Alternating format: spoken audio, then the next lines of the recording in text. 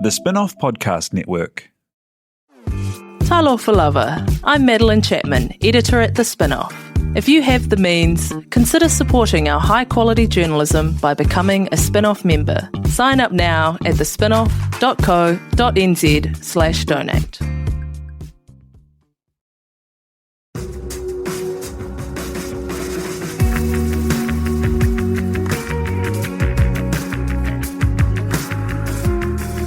You're listening to Business is Boring, a podcast that reckons it's anything but. Business is Boring is brought to you by Spark Lab, offering inspiration and practical advice to help businesses find their edge. To hear more about Spark Lab, including details about the latest events, workshops, and business tools, visit sparklab.co.nz. And now, here's your host, Simon Pound.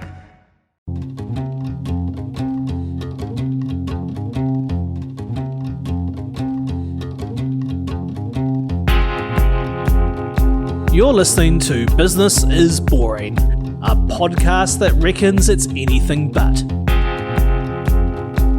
Business is Boring is made by The Spinoff with help from Callaghan Innovation, New Zealand's innovation agency.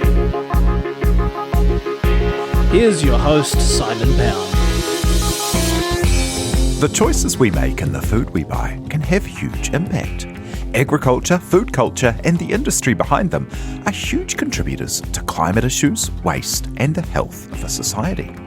One local advocate for changing the world by changing what we eat is Isabel Pasch, who helps to support organic production, local farmers market economics, and healthful baking.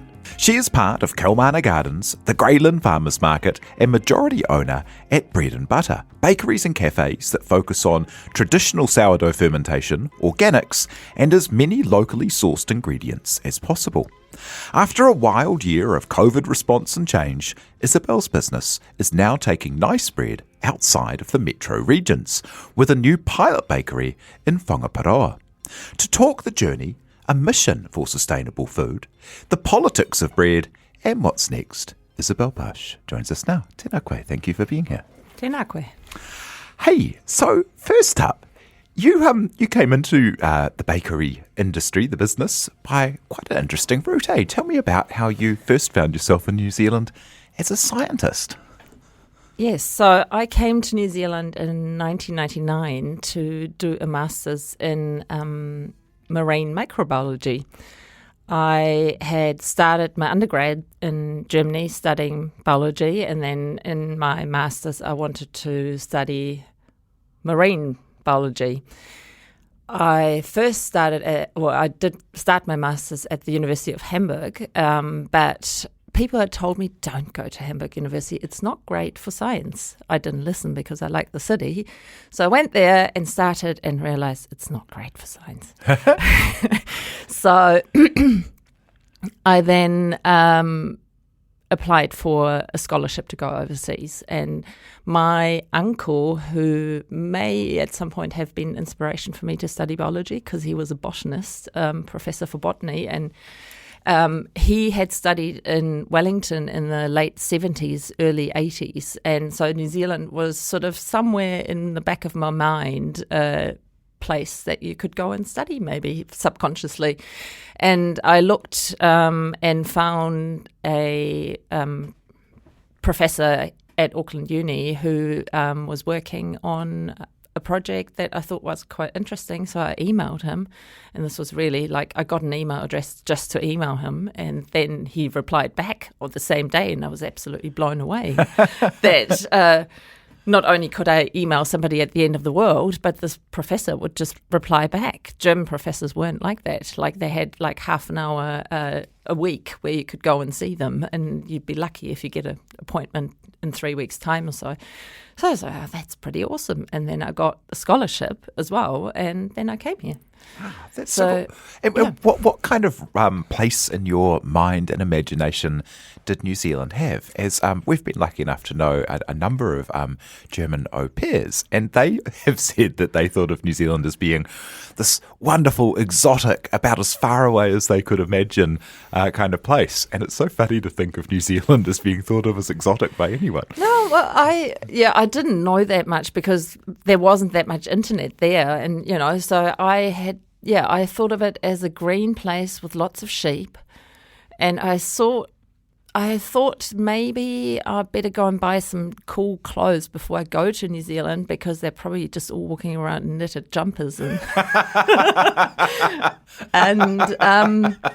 I was so positively surprised when I got here. It was amazing. I absolutely fell in love with it straight away. Like, my supervisor was great. I had a great lab buddy. They picked me up like in the first week and they're like, we're going out fishing. We're going to Great Barrier Island on a boat, and there were dolphins jumping around. And I was like, this is fantastic. I'm staying. And the fashion was great too. So it's like, no need to go back. Yeah.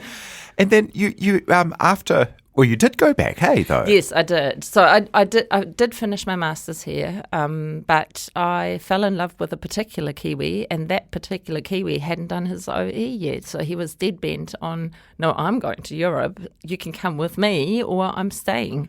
Or you can stay, but then, our relationship is over. So I went with him, and we went together to Berlin and lived in Berlin for nearly 10 years. Cool. And then what brought you back to New Zealand? We lived in Berlin, and I continued with a PhD initially, but then halfway through my PhD, I had an epiphany and decided I didn't want to be a scientist. It was too specific. Like, working as a scientist, you work on very specific problems, and I wanted to do something broader with more impact rather than something very specific. So I broke off my PhD and I started a course in science journalism. And in Berlin, after that, I worked in communication, science communication. I had my own small PR agency together with another woman, and we mainly did conferences and communication for research institutions and pharmaceutical companies and stuff like that. And then my husband and I, we got married, and then we had children, and we thought it would be wonderful for the kids to grow up here. So we decided to come back. To the call of the dolphins. To the call of the dolphins and the wide open spaces and beaches, and instead of inner city Berlin. And for kids, it just seemed the better alternative. And so we decided to come back, and I thought, bugger. But science journalism or science communication in New Zealand.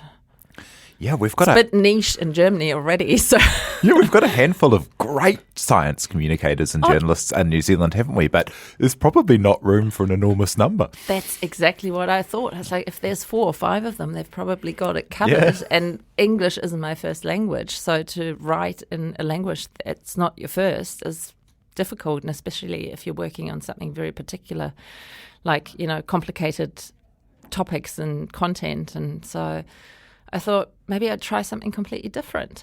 And the one thing that I had missed in the 2 years that I lived here was bread. Yeah, tell me about that. What was the state of bread for, and what's the difference in the role of bread in German culture and eating compared to in the New Zealand you found, when you arrived?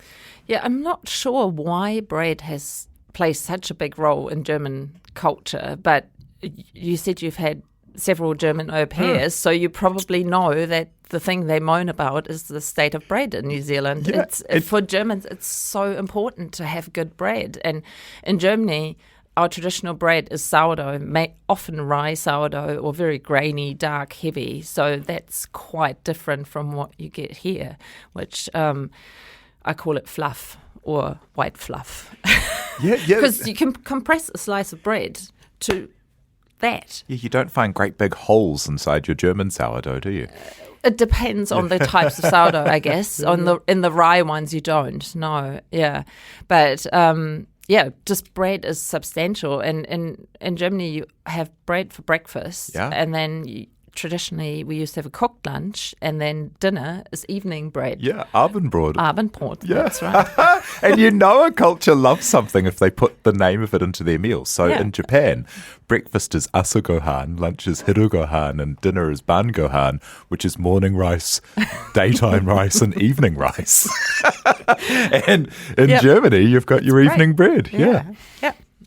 So it plays a huge role, and when you've grown up on quite substantial grainy sourdoughs, and then you're confronted with this quite sticky white, sometimes a little bit brown, but still same texture and not much flavour, and certainly no crust, you crave that. And also, we've got a huge variety of bread in Germany, and traditionally, and at least when I was growing up, people would not buy bread at the supermarket. You always buy it at the bakery, and there'd be different types of rolls and different types of bread, and usually we would have like a brown sourdough, usually rye, during the week, and then on the weekend be a treat. We'd have like white, bread rolls or brioche or something like that, and it's just a huge part of the culture. And I think for many immigrants, the thing they miss the most is the food that they can't get. So I thought I'd start my own bakery. And the other part of that story is from my study as a marine microbiologist. I was actually I did my thesis on gut fermentation of fish, but this was something that my supervisor was trying to prove, that fish also use fermentation by bacteria to digest plant material or algal material. But that was very new, so all the reading I had to do to familiarise myself with the topic was on ruminants, so cows and sheep, but also on humans. And so I became quite familiar with the role of bacteria that they play in digestion. And from that, I learned a lot about, how important they are in breaking things down. And the other side is my sister is an organic farmer in Germany. So through her, I also learned a lot about the impacts of chemicals in farming. And then from there, it was quite easy to make the connection also of chemicals in food and what they do to our digestion and then to our wider health. So I felt that I could combine my passion for good food and bread and my culture with my knowledge that I had gained from my scientific studies and my wish to communicate that. And that's always been something why I did science. I wanted to understand how the world works, because I've always felt a great need to improve, possibly, or contribute to improving the world. Yeah, and if you look at the state of the food industry, the industrial food industry, like you say with the organic farming practices, I don't think it's going to be very long in the future that we look back and go, oh, we put this poison on our food to kill living organisms, and then we ate it as living organisms. How's that going to work out for you? It's crazy. Yeah. I think too that in sometime in the future, hopefully sooner rather than later, we will look at this like we look at smoking nowadays. Oh, they called it insecticide, but it's also humanicide. Yeah, something like that. Yeah, and one thing that is so, when you do microbiology, what I learned was that a lot of the chemicals that are supposedly safe, because they supposedly only affect insects or fungi or bacteria, and therefore have been deemed safe for humans. It's like, well, hang on, we have bacteria and fungi and that in our intestine. They're crucial for our own health. So if we put stuff in our food that kills them, it kills the ones in us too. And then you get people that have all these digestive disorders that can't digest food, whether that's celiac disease or irritable bowel or, there's a whole raft of them, autoimmune diseases. The gut is hugely important for teaching our immune system about good and bad bacteria or, parasites. And the immune system sends cells into the gut. They talk to the bacteria, so to speak, and get told what's good and what's bad, and then they come back into our bloodstream and inform our immune system about that. So if you have been eating food that has a lot of chemicals in it, it changes the bacteria you have. The bacteria don't really care. They're single-cell organisms, but you will get different ones. So not the ones that we've co-evolved with over, hundreds, if not hundreds of thousands of years. Yeah. And they will still break down whatever comes through. So if you're eating a lot of chemicals, they will break those chemicals down. But what do they break them down to? Nobody knows. Nobody's ever tested that. And it's also like you're gardening with your own gut. You're the gardener, and what you feed it, you get more of, and what you don't feed it dies off. So If you don't feed your good bacteria in your gut good stuff, and you only have bad stuff, then you end up with more of the bacteria associated. I mean, it's a pretty banana thing. We're so early in the journey of really starting to understand the importance of the gut and food. And it was interesting when you mentioned celiac and, the whole kind of bread as a kind of bad guy in so many people's diets. Tell me about your relationship with bread and, do you have to be defending it for people, or what? How does that play? Well, I often find myself having to explain to people the difference, because what is sold in supermarkets that is sold as bread, I think it shouldn't be allowed to be called bread, because bread is really one of the oldest foods that humans have made. Grain agriculture is what propelled us out of the hunter-gatherer age into the agricultural age, and that then led on to complex civilizations and, trade, and all of that came from there. So we've been eating grains for a long, long time, and we've probably been eating grains before we've been purposefully growing them as well, because why would we start growing them if we didn't know that they were good for us?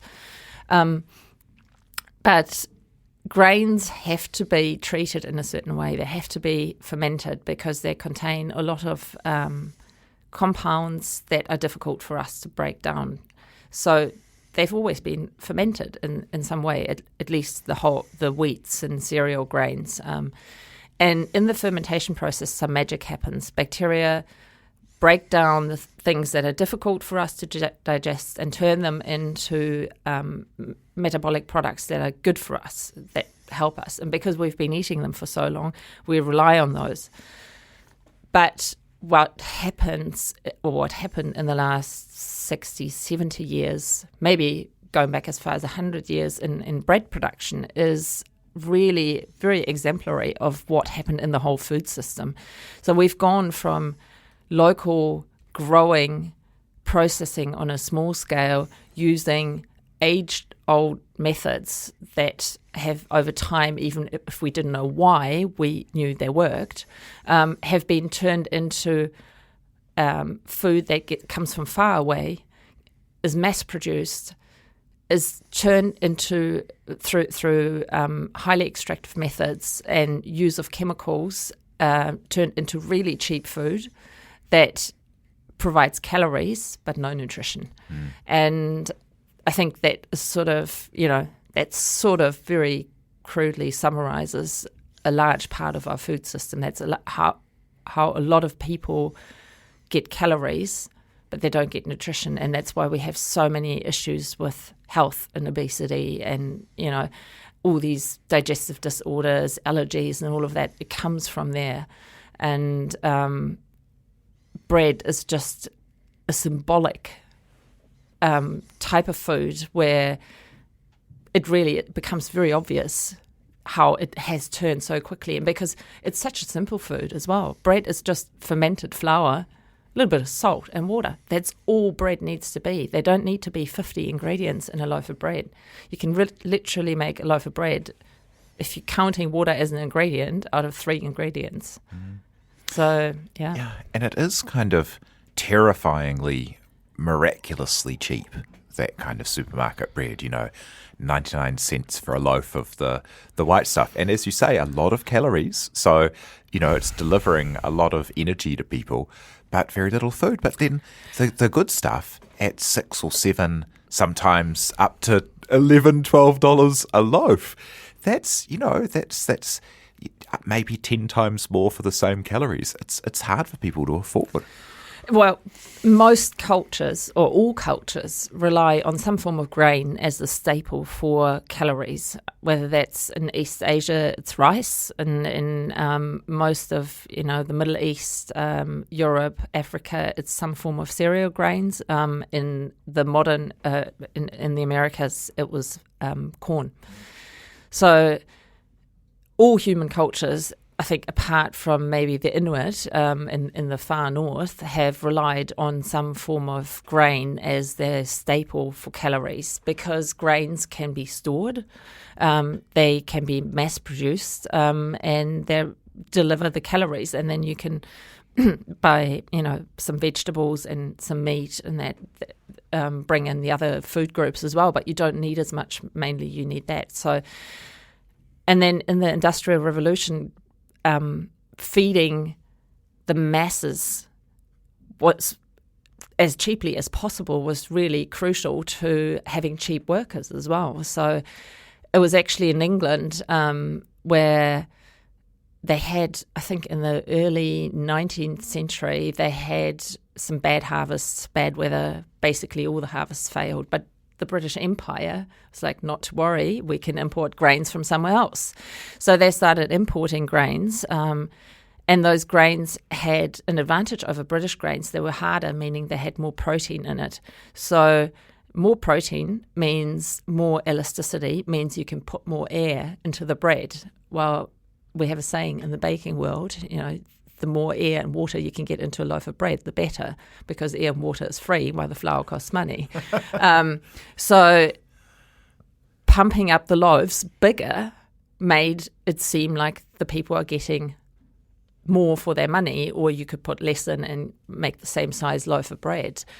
And it became really important, because now the farmers whose harvests had failed and they lost their land, they moved into the cities in the middle of the 19th century and started becoming factory workers. They couldn't feed themselves anymore because they didn't have any land to feed themselves. So it was important for them, for the factory owners, to give them cheap bread. And for centuries, bread was always brown, it was always wholemeal, and only rich people could afford to sift out the husk part and have whiter flour. And, so white bread was also perceived as something to aspire to. People obviously hadn't got a clue back then yet about the nutritional side. So it was just white bread was fancier. So for factory owners to provide whiter, fluffy bread at a really cheap price was a way to keep the masses quiet. And so that became intricately involved with the whole industrial process and the industrialization. And then in the mid-20th century, after the Second World War, where in the Second World War, I think especially in America and Britain, they started experimenting with using certain chemicals as preservatives in food so they could send the food to the troops that were far away, and it was necessary to do that. They realized, okay, well, we can make food last longer, and we can make it cheap. And after the war, everybody was broke, and so the task was to keep food as cheap as possible. And again, in Britain, because the British Empire was falling apart, the pound was plummeting, they couldn't import grains anymore, so they had to go back to using the British grains, which were softer, meaning they can't tolerate so much air. So they tasked a commission called the Chorleywood Commission with the task of finding a recipe how you can make soft, white, big bread with British grains. And chemicals were the latest thing to do that. So they developed a method that does that very well on mass production. No human hands need to be involved, and it basically created the $1 white sliced loaf. And it's been, supermarkets or the food industry has worked really hard to keep it at that price, and it's not really, nobody's making any money of that. For supermarkets, that's a loss leader, because that's what people come in for all the time, so they accept that they're not making any money on that. But it sets an expectation in the general population, and it makes it very difficult for people that make bread like we do to compete with that, and because people have that expectation that bread should be a staple, should be cheap, because it's culturally been sort of promulgated like that for so long. Kia ora, my name's Duncan Grieve and I'm managing editor at The Spinoff. This podcast, like so much of the work we do at The Spinoff, is made possible by the support of our members. To find out more about The Spinoff members and how you can help us keep producing quality, independent journalism, visit members.thespinoff.co.nz today. And that white bread, the really kind of, the really white breads, the carbohydrates, they're basically the same as sugars. They're just too big to be tasted as sweet. That's what I say. They have the same nutritional value as fizzy drinks. Yeah. And your body you shouldn't be having it for breakfast, certainly. Yeah, your body knows that, and sometimes, and the waste is the other side of the equation, in that people who have ever worked inside the supermarket industry or the baking industry in any way know how much of the bread that sits on those shelves ends up being, at best, turned into pig food or breadcrumbs, but at worst, chucked into landfill. That's right. Yep, bread's the most wasted food item in the Western world. Yep. It's absolutely bananas. Like the volumes, somewhere between 30 and 40% of all bread produced ends up being sent to waste. And so that dollar loaf is not actually that cheap. No. I mean, it's remarkable how the industry works. Absolutely mind-blowing. And then so tell me about kind of your journey into the business side of it, into the organic bakery first, and then into setting up yourself. Yeah, so my goal was to have good bread first and foremost, and I knew I couldn't do my job here in New Zealand, and I didn't want to eat the bread that was available, so I thought I'd just do my own bakery. And I started that in 2010, very small. I did all the pastry baking because I've actually loved baking cakes and biscuits and all that since I was a little girl. And but I never did the bread baking. I have a friend in Berlin who owns a relatively large, by New Zealand standards, organic bakery. And before we came to New Zealand, I worked for him for about 9 months. And so I learned some basics. And I also imported a baker from Germany. So he did all the bread baking, I did the pastry baking. And yeah, that's how I started, very small. And we were only open Wednesday to Sunday. And over the course of 2 years, I sort of got, I guess, a little bit of a reputation for making good organic sourdough breads. And then I met a couple of guys who were to become my business partners, and we started Bread and Butter in 2013, early 2013 we opened. And the goal, or I always knew to be viable in New Zealand because of the low population density, we had to do wholesale as well. We wouldn't be able to just do it with one store in one place. So we set up a bakery in Grey Lynn next to Faro, and it has a large bakery kitchen, and we always supplied wholesale out of there. So we supply the hospitality industry, restaurants, hotels, caterers, and organic stores, and yeah. And how's it been growing the business as you've went down having a cafe kind of side as well, and you've had the wholesale, and you've had the bakery, and how's it been building out those kind of 3 strands to a business with differing staff needs and supplier needs and logistics. It sounds because it's they're beautiful, spaces to be in, and it must be an enormous kind of amount of work to go into it. It is. It is. It's very rewarding at times, and at times it's just feels like it's killing you.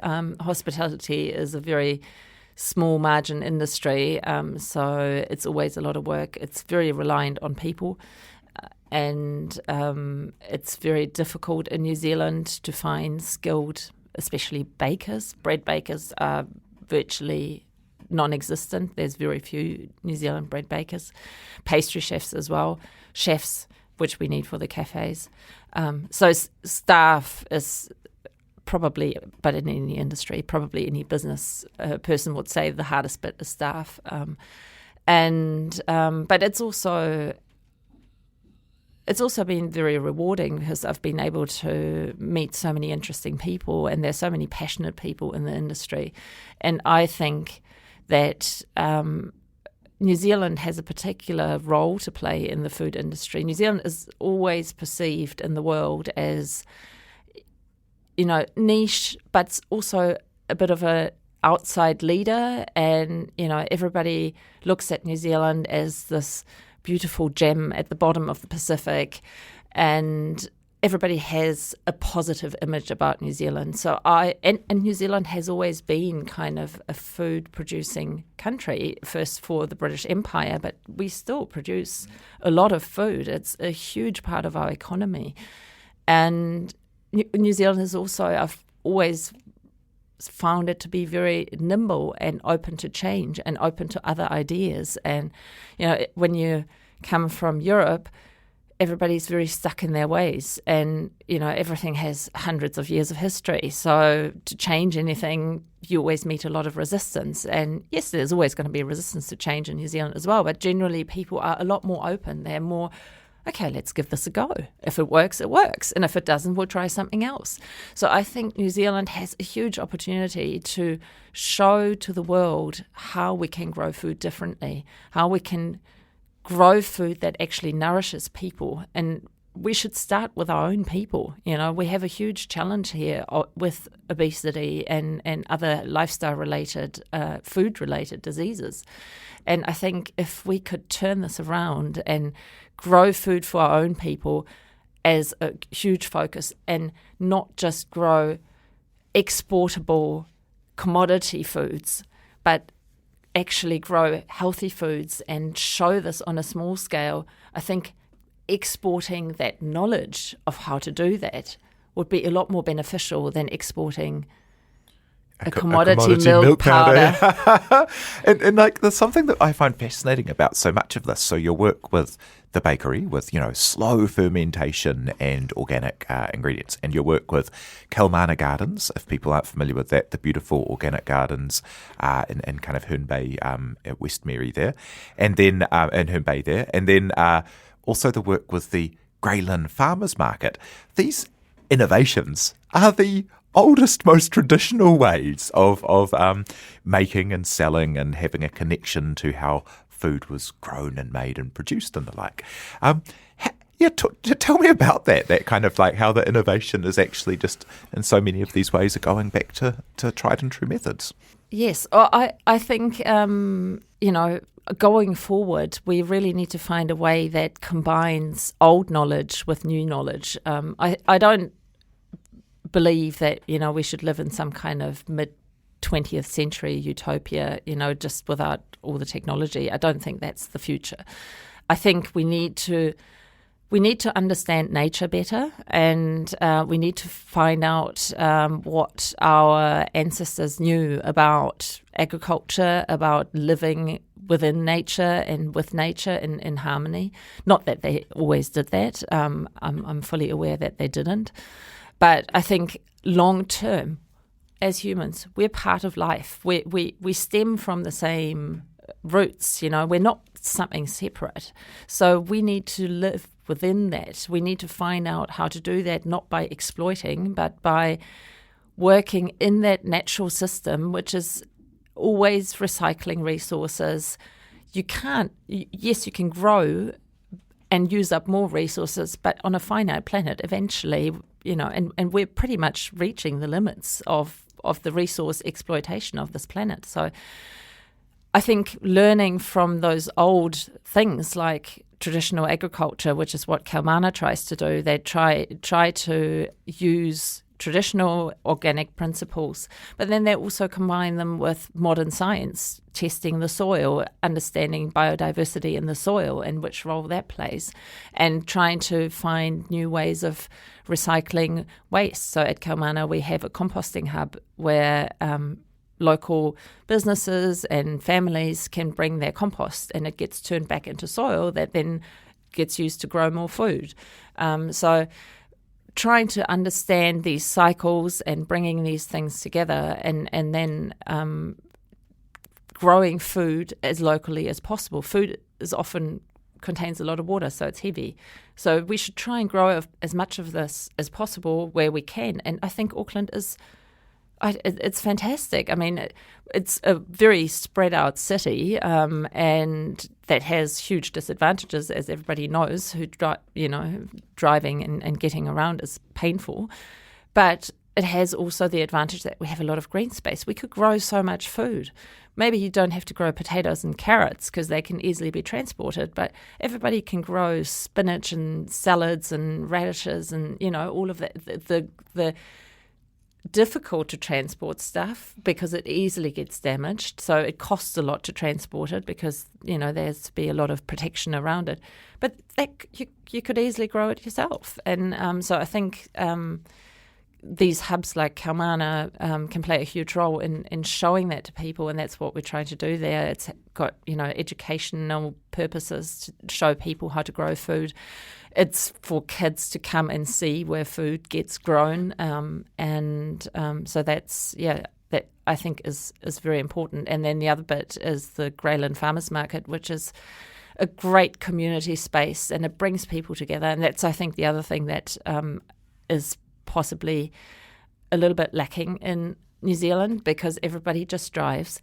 Everybody lives in their own section without direct connection to their neighbours. You get into your car in your driveway and you drive somewhere, so you don't know your neighbours. And I think for people can struggle with that. And traditionally, when you've lived in a small village, that's okay because you get to know everybody anyway. But people are quite mobile. They change where they live. And I think it makes people feel disconnected, and having no human connections is one of the big problems we have today. So I think, again, food and food communities play a huge role, and that's what we're trying to do at the Greyland Farmers Market. And again, by keeping food local and using locally grown foods, locally produced foods, you're also keeping the money circulating in the local economy rather than taking it to a supermarket which main owner is situated overseas and the money flows out of New Zealand. So yeah, and it was so cool to see during COVID how you brought together so many of the elements of the Greyland Farmers Market and organic produce and the baking to be able to do kits to people's homes, that were not the big corporate supermarket or food industry size response. Just as kind of like a final thought, something we always, love to ask people, what will success be for you personally? You've built these beautiful businesses. You've got the new bakery, the smaller pilot version starting in Whangaporoa. What will success be for you personally with your mission around food and sustainability? And what will success be for Bread and Butter? I guess for me personally, I would just love to see people eating better bread as just upping the standard of bread throughout the country. And that's what we're trying to do with the new small retail side of Bread and Butter. We're trying to get out into middle New Zealand, outside of the Greyland, Ponsonby areas where there's actually quite a lot of good bread available now from different producers. So trying to get to places where it may not be possible for people to get anything apart from the supermarket bread. So I would love to see that being available widely throughout New Zealand, and it doesn't all have to be bread and butter. I'm happy for lots of different bakeries in local areas to grow up, but I think for me personally, success would be if the percentage of supermarket bread as part of New Zealand's bread diet would dramatically drop, and local bakeries and real bread bakeries would come up everywhere. That would I would be very happy about that. But for bread and butter, we want to be part of that. So we would like to be able to bring that bread to more people into wider areas of Auckland. Yeah. That's so cool. Thank you for sharing the story. If people would like to find more, they can. You've got that great blog, Bread Politics, which is so cool to follow your journey and your family's journey around a lot of these challenges that you're facing with the communication and sharing your story around things like decarbonising your family, which is cool. Thanks so much for joining us today. That's Isabel Pasch, founder at Bread and Butter. Kia ora. Thank you very much for having me. Kia ora. Thank you very much for producing Tina Tiller, and thank you for having us along and listening. Cheers. You've been listening to Business is Boring, presented by Simon Pound, and brought to you by The Spinoff and Callaghan Innovation.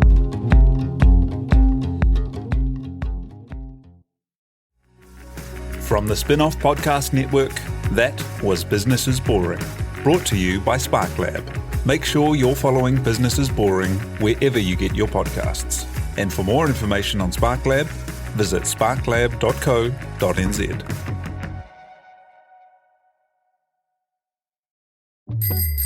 Ready to rediscover the joys of cycling?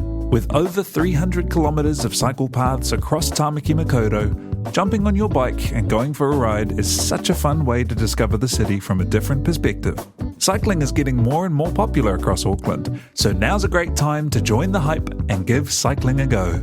Head to at.govt/cycling to find your nearest cycleway today.